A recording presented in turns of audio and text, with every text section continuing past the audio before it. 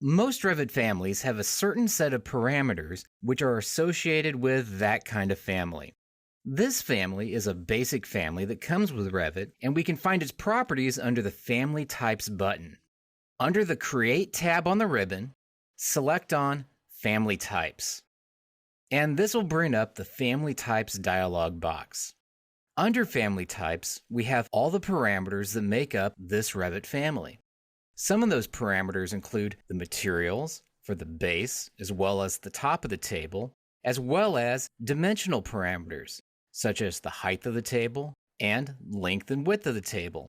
To see where these are set at, we need to open up a plan view. So move your cursor down and select on the OK button. Now under the project browser, double-click on Reference Level under Floor Plans. Here we can see that we have the length dimension as well as the width dimension, and these dimensions are the dimensions that control the overall size of this table. If we would select on one of these dimensions, we can then find what's called a label, which is the word length and width, here where it has the word label on the options bar. By clicking there, we can choose, should this dimension be a length dimension, a width dimension, a height dimension, or do we need to create a new parameter from scratch? Now, if we need to change these dimensions, we can do that by moving our cursor back up here on the ribbon one more time, and once again, selecting on the Family Types button. What I would like to do, since right now we're looking at some metric dimensions, is create a metric dimension table which is 700 by 700. Move your cursor over and select on New underneath Family Types.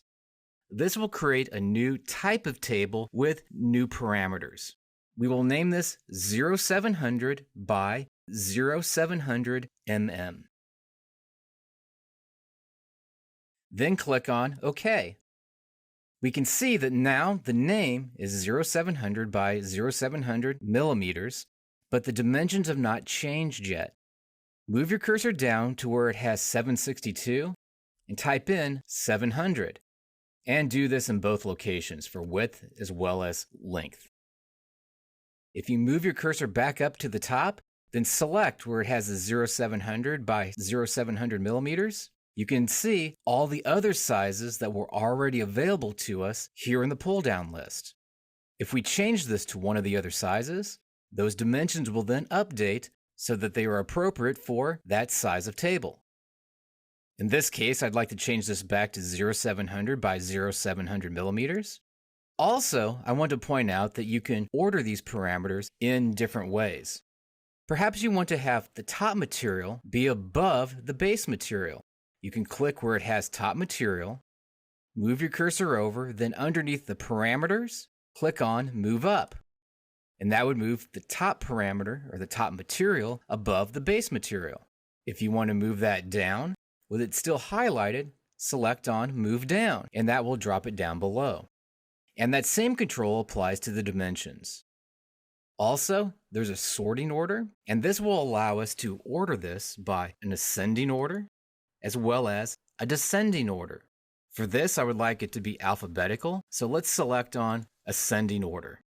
With the dimension set at 0700 by 0700, I'm now going to select on this bar going across the top of the Family Types dialog box, hold my mouse down so that I can pull it over to the side so that we can see our table.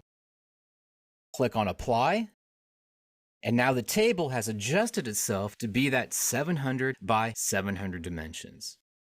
If we click on OK, now that dialog box is closed, and we would be ready, if we had a project to load this into, to come up and load this into the project. When we would tell it to load in the project, it would ask, do we want to save these changes? We would then save those changes. Then this table would be loaded into the project with that new type associated with it.